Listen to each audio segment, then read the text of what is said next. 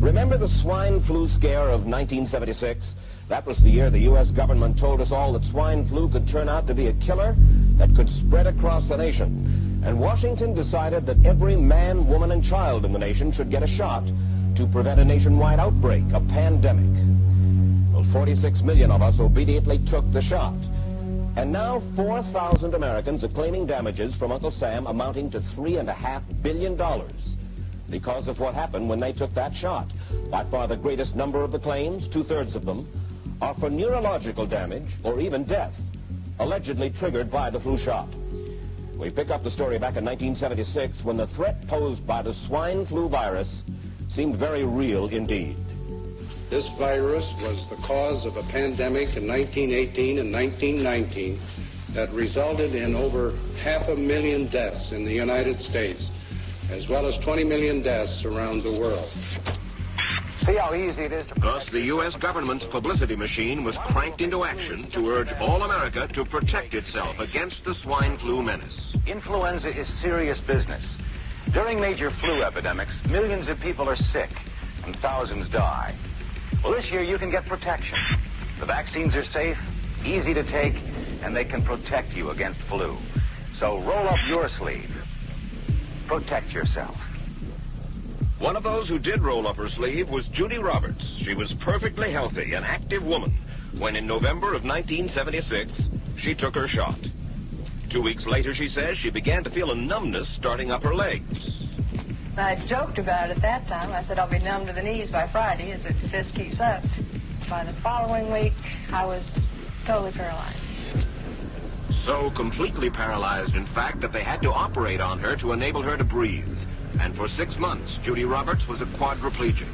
The diagnosis? A neurological disorder called Guillain-Barré syndrome, GBS for short. These neurological diseases are little understood. They affect people in different ways. As you can see in these home movies taken by a friend, Judy Roberts' paralysis confined her mostly to a wheelchair for over a year. But this disease can even kill. Indeed, there are 300 claims now pending from the families of GBS victims who died, allegedly as a result of the swine flu shot. In other GBS victims, the crippling effects diminish and all but disappear. But for Judy Roberts, progress back to good health has been painful and partial. Now, I noticed that your smile, Judy, is a little bit constricted. Yes, it is. Is it different from what it used to be? Very different.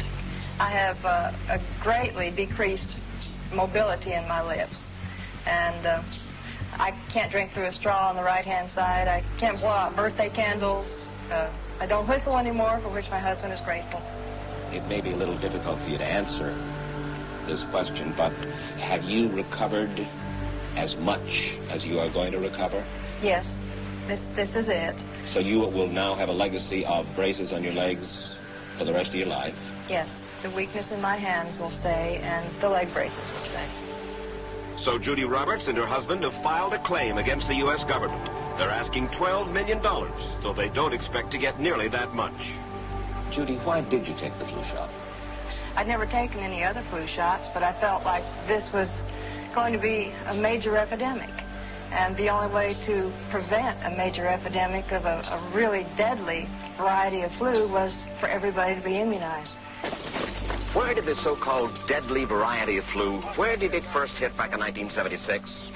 It began right here at Fort Dix in New Jersey in January of that year when a number of recruits began to complain of respiratory ailments, something like the common cold.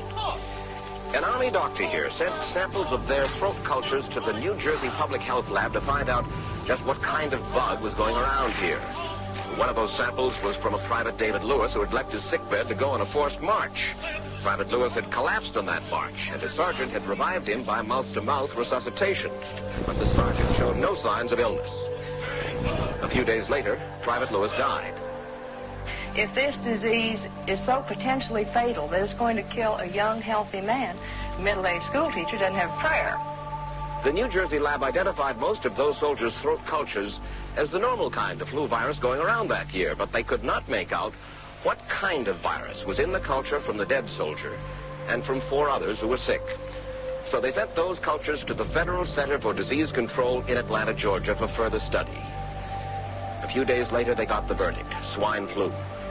But that much publicized outbreak of swine flu at Fort Dix involved only Private Lewis, who died, and those 4 other soldiers who recovered completely without the swine flu shot. If I had known at that time that the boy had been in a sick bed, got up, went out on a forced march, and then collapsed and died, I would never have taken the shot. The rationale for our recommendation was not on the basis of the death of a single individual, but it was on the basis that when we do see a change in the characteristics of the influenza virus, it is a massive public health problem in this country. Dr. David Senser, then head of the CDC, the Center for Disease Control in Atlanta, is now in private industry. He devised the swine flu program, and he pushed it. You began to give flu shots to the American people in October of '76. October 1st. By that time, how many cases of swine flu around the world had been reported? There had been several reported, but none confirmed. There had been cases in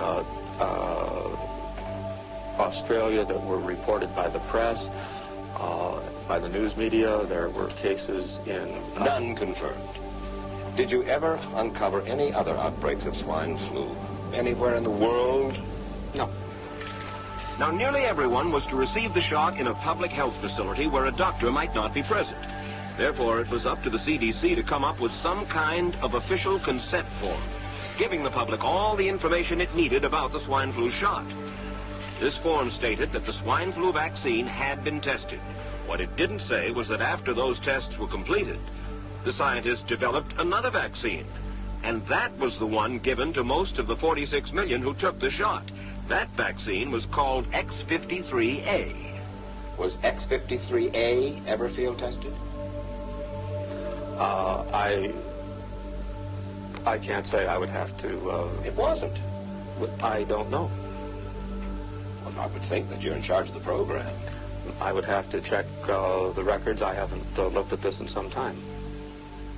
The information form, the consent form, was also supposed to warn people about any risks of serious complications following the shot. But did it? No, I had never heard of any reactions other than a sore arm, fever, this sort of thing.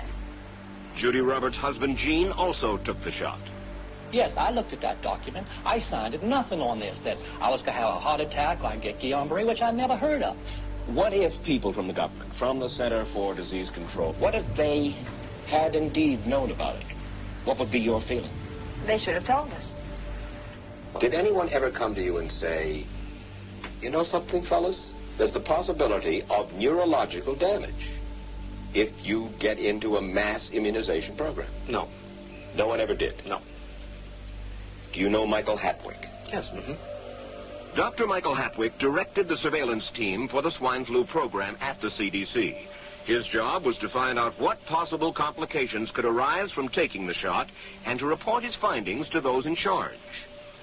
Did you know ahead of time, Dr. Hatwick, that there had been case reports of neurological disorders, neurological illness, apparently associated with the injection of influenza vaccine? Absolutely. You did? Yes. How'd you know that? By review of the literature. So you told your superiors, the men in charge of the swine flu immunization program, about the possibility of neurological disorders? Absolutely. What would you say if I told you that your superiors say that you never told them about the possibility of neurological complications? That's nonsense. I can't believe that they would say that they did not know that there were neurological illnesses associated with influenza vaccination. That simply is not true. We did know that. I've said that Dr. Hatwick had never told me of his feelings on this subject. Then he's lying.